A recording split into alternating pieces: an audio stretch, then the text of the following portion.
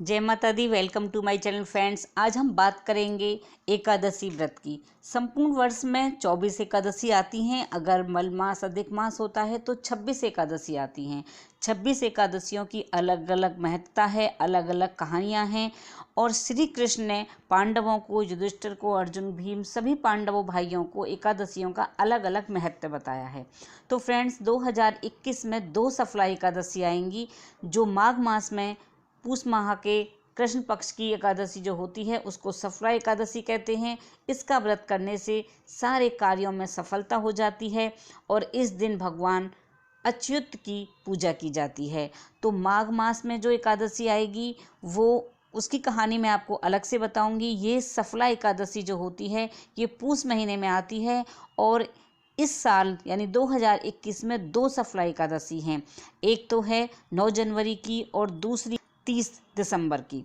तो आप ज़्यादा पूजा पाठ ना कर सकें तो स्नान आदि के बाद संकल्प लें, भगवान को स्नान कराएं, पीले वस्त्र अर्पण करें, पीले पुष्प चढ़ाएं, आरती करें, भोग लगाएं और जो भोग लगाएं उसी को आप ग्रहण कर लें। मंत्रों का जाप करते रहें, हर काम में आपको सफलता मिलेगी। जरूरी नहीं कि आप 24 या 26 एकादशी का व्रत करें। अगर आप थोड़ा सा मन को संयम रखें, मन को संयम रखने का मतलब होता है मन में काम, लोभ, ईर्ष्या, डाह, द्वेष, वेर, घमंड, कपट, अभिमान, कठोरता, क्रूरता, शोक, व्यर्थ का चिंतन, दोष आदि ना आ पाए। चिंतन मनन होना चाहिए, दोषों का चिंतन मनन करना होता है। और हम किसी स्त्री या पुरुष के अंगों का, चरित्रों का, चेष्टाओं का जरा भी चिंतन ना करें। तो वो एकादशी व्रत की महत्ता होती है। ये नहीं कि आपने व्रत रखा है और आपने ये खा लिया वो खा लिया लेकिन मन में प्रभु का नाम नहीं है, तो वो एकादशी व्रत व्यर्थ है। तो मैं आपको एकादशी व्रत की कथा बताऊंगी। मैं और पहले एकादशियों की कहानियाँ आपको बता चुकी हूँ। पूजा करने की मेरी चैनल पर वीडियो पड़ी हुई है। एकादशी का व्रत हमें कैसे करना चाहिए, उसकी पूजा कैसे करनी चाहिए, मैंने करके दिखाया है। आप देखेंगे, चैनल पर विजिट करेंगे तो मैंने पूजा करके दिखाई है। तो फ्रेंड्स, आप सफला एकादशी के दिन या कोई भी एकादशी होती है तो रात को अगर 6 दिए लगाते हैं तो लक्ष्मी नारायण भगवान की आप पर कृपा बरसती है और हमारे ऐसे तप, हमारे बुरे ग्रहों का नाश होता है जो हमारे तप के कारण। एकादशी के व्रत के बारे में बिना जाने हमें बुरी भावनाएं नहीं बोलनी चाहिए। बहुत से लोग कहते हैं एकादशी का व्रत है तो उसके बारे में कुछ भी बोल देते हैं, कोई बात करते हैं, तो हमें वो नहीं करनी चाहिए। एकादशी व्रत का हिंदू धर्म में विशेष महत्व होता है। मान्यता है कि इस दिन व्रत करने से समस्त कार्यों में सफलता मिलती है और समस्त हमारी मनोकामनाएं पूरी होती है। जैसे डॉक्टर बीमारी में हमें सलाह देते हैं कि हमें वो ये नहीं खाना है, इस चीज़ का परहेज़ करना है। अगर कोल्ड है तो हमें ठंडी चीज़ें नहीं खानी है, लाइट डाइट लेनी है। अगर फीवर है तो वैसे ही आध्यात्मिक क्षेत्र में भी हमें व्रत के लिए हमारे ऋषि मुनियों ने हम हजारों वर्षों पहले हमारे लिए कुछ ना कुछ नियम बनाए हैं कि जैसे एकादशी का व्रत है तो हमें चावल नहीं खाने चाहिए और हमें बाल नहीं काटने चाहिए, शेविंग नहीं करनी चाहिए, नील्स नहीं काटने चाहिए। तो ये एकादशी व्रत के कुछ हमारे नियम होते हैं। तो जो दकियन इन बातों को दकियानूसी बातें कहते हैं वो प्लीज़ मेरी वीडियो को ना देखें। क्यों कि मैं एकादशी के व्रत के बारे में जो बात कर रही हूँ तो वो उन लोगों के लिए बेकार है। योग में भी हमें बताया जाता है कि हमें क्या खाना चाहिए, क्या नहीं खाना चाहिए। तो वैसे ही एकादशी व्रत के कुछ नियम होते हैं। हमारे आध्यात्मिक क्षेत्र में हमारे व्रत पूजा पाठ को लेकर कुछ नियम बताए गए हैं जो हमें उन नियमों का पालन करना चाहिए। कुछ दिए होते हैं जो पूर्णमासी के दिन, अमावस्या के दिन, एकादशी के दिन या नवरात्रों में हम लगाते हैं तो हमारी कुछ मनोकामनाएं पूरी होती हैं।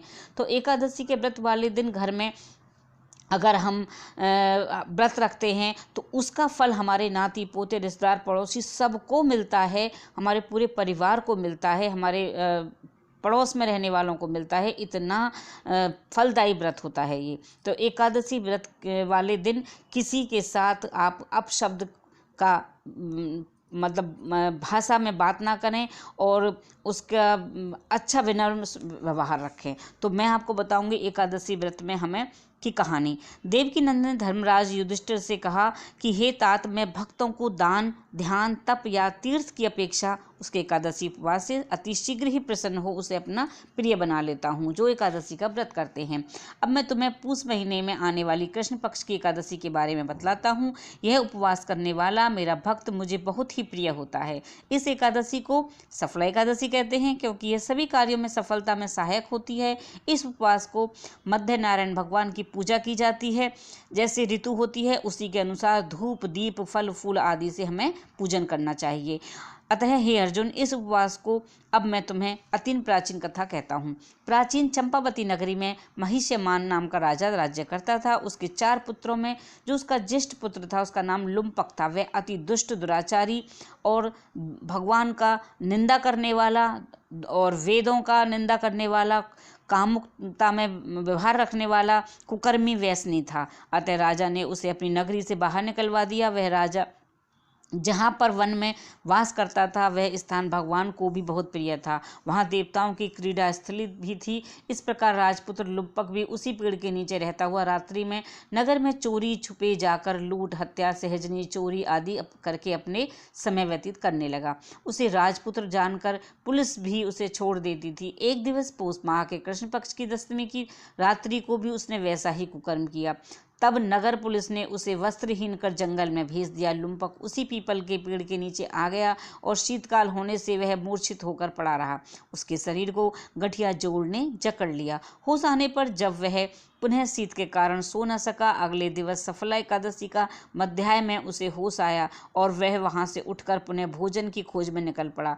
गठियाग्रस्त होने से वह पास के पेड़ों के नीचे पड़े फलों को बीन लाया। उन फलों को उसने पीपल के वृक्ष की जड़ में रख दिया और बोला, हे भगवान, आप इन फलों का भोग लगाएं। मैं पापी अपने दुखी को निवारण हेतु भूखा रहकर अपने प्राण त्याग दूंगा। ऐसा कह वह तप में लीन हो भगवान की आराधना करने लगा।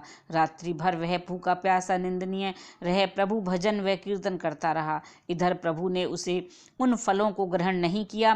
प्रातःकाल उसने देखा कि आकाश मार्ग से एक दिव्य अश्वरहित रथ वहां पृथ्वी पर उतरा। तभी आकाशवाणी में प्रभु ने कहा कि हे लुम्पक, तुम आज अनजाने में ही सफला एकादशी का उपवास संपन्न हो गया है। तुम्हारे से तुम्हारे सभी पापों का विनाश हो गया है। जाने या अनजाने अग्नि का स्पर्श जैसे हाथों को जला देता है, वैसे ही भूल कर भी एकादशी में उपवास करने से सुफल और सफलता प्राप्त होती है। हे लुम्पक, तुम अब पवित्र हो चुके हो, अतः तुम इस रथ में सवार हो अपने पिताश्री की राजधानी जाओ।